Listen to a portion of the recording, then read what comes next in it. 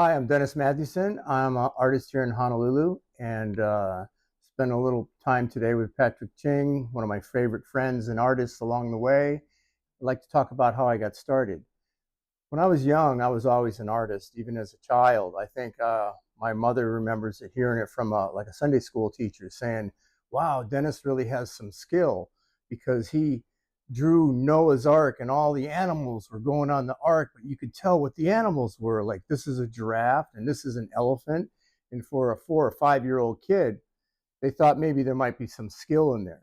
So all my young life, I drew and painted and did all kinds of different things. And so growing up, I always felt like I was an artist. When I got into my teenage years, I started paying attention to like cool stuff like hot rods and go-karts and anything I could get my hands on, even painted my own bicycle.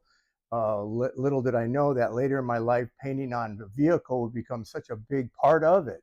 I went to work as a professional artist when I was 16 years old at the Rat's Hole Airbrush and T-shirts, and of all places, Las Vegas.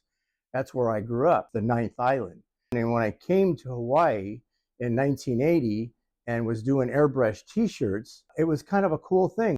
Some folks may remember back in those days when we were airbrushing T-shirts at Woolworth, at Ala Moana Center, at Ritz and Pearl Ridge, and of course at all the E.K. Fernandez carnivals. You saw us out on the Midway. Well, as the T-shirt business started to kind of peter out, I started to diversify and go back into more other things I did, like I mentioned the bicycle.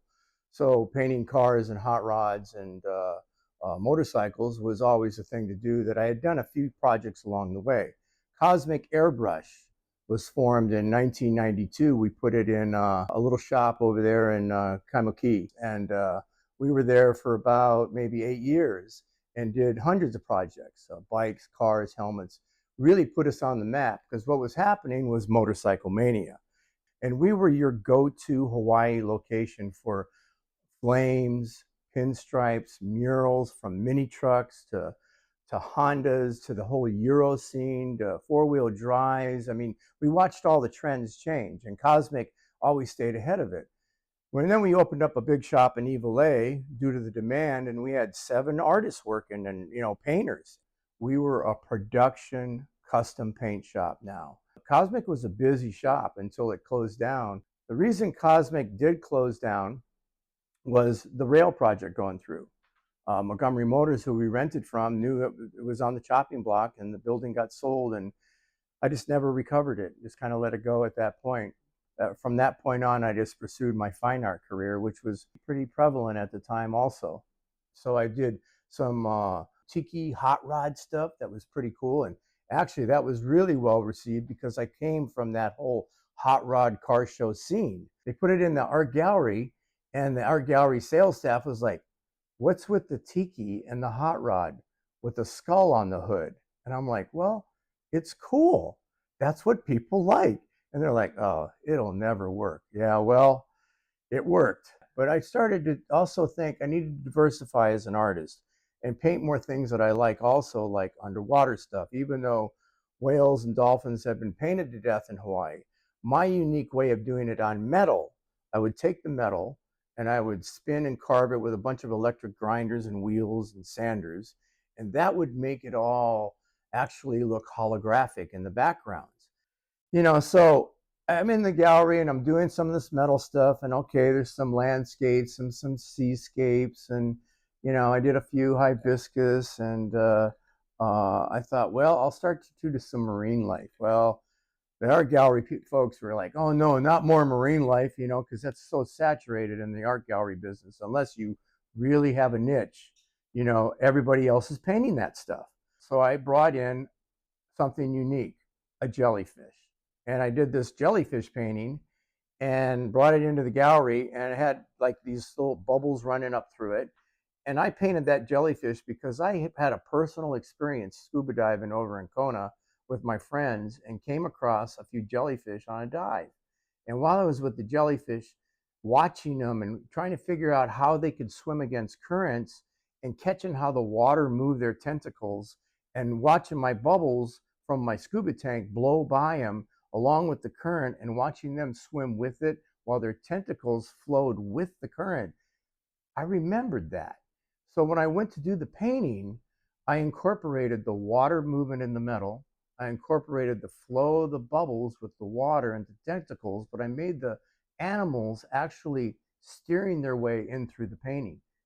I have done to date now in over 20 years, over 300 jellyfish paintings. It became one of my signature styles to my work where people came in looking for them. We had an accident happen in our spray shop at Cosmic. Mark Chu was spraying a motorcycle frame and had a full spray gun cup full of clear, and the pop of the lid of the cup popped off, and all the clear splashed out onto the floor that we had watered down to control dust. And Mark was all frustrated, walked away, and said, "I'm done for the day. I'll come back tomorrow and clean it up." He came in the next day and peeled up that bubbles effects is what we called it. It was the clear off the floor, and all these little bubbles are inside of it. And it made a great stencil. I used it in my jellyfish paintings. My bubbles became so popular, an Estee Lauder airbrush company caught up on that and actually produced a product that's called Bubble Effects to this day that make my signature bubbles. I use some of that, use my old technique, but bubbles are the magic in the underwater scenes. One of the most fun things I ever did was work in a paint lab. Wear a white coat, put on gloves, and learn all the fundamentals of making an actual product. We worked with ALSA Corporation to create the Dennis Mathewson Hawaiian Hues, which was a full line of about 15 different opaque colors. It was pretty interesting because I learned a lot, saw a lot. A lot of things were very educational to me, and I use it in my work today, even in my fine art. Like this is a project I have right here that is for one of the collectors from the gallery. And they had an idea about doing one of my copper pieces, which is all carving. But all my carvings, even though it doesn't look like a painting, start out as a drawing. So they had points of interest. They wanted the little dinghy, the boat in there. They wanted a little sign that said aloha.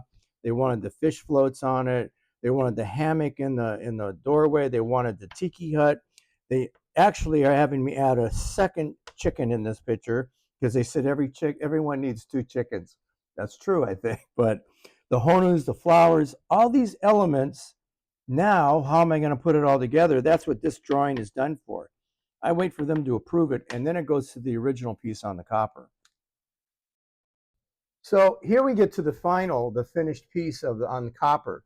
The client hasn't even seen this done yet. So I'm going to contact them later today to send them the final photos of it. But you can see, after I did the pencil drawing, I transferred it into the copper. Now this is all a carving. This is not an airbrush painting. This is not a brush painting. This is all done with grinders and wheels. And then later I add airbrush detail of separations of darkness here and there. But look, I got pineapples in there, bananas in there. I got the 2 chickens in there. I got all the fish floats and the hammock in there, all the flowers in it, even a waterfall all the way back in the background, the coconut trees, the floor. Pretty complete piece. There's a lot going on. This is a solid piece of copper. The thing is heavy. And but copper is so warm and romantic compared to, say, some of the aluminum pieces, which look much brighter. And well, look, on this piece right here, this is on aluminum compared to the copper piece. These are on copper, and the copper is a little bit heavier, but the aluminum is a little brighter. I grind on it with a bunch of metal wheels and grinders and sanders and things that spin around in a circle and make a lot of noise. Anyway, how the wheels will spin clockwise, and some of them spin counterclockwise. And wherever I conflict the movement of the metal on the surface, it makes it look kind of holographic, which is pretty cool. Then I use transparent colors and airbrush, which of course I'm pretty skilled with an airbrush. So I airbrush all the details in with these colors that are translucent. And then I put all my top coat of clears on top of it. It just makes it look so wet and wild and 3D. It's pretty cool. Probably my signature style. I think most people today in my art know it as this. You can see more of my work and find out where I'm at and what's available at dennismathesonart.com. And it's full of all kinds of information there.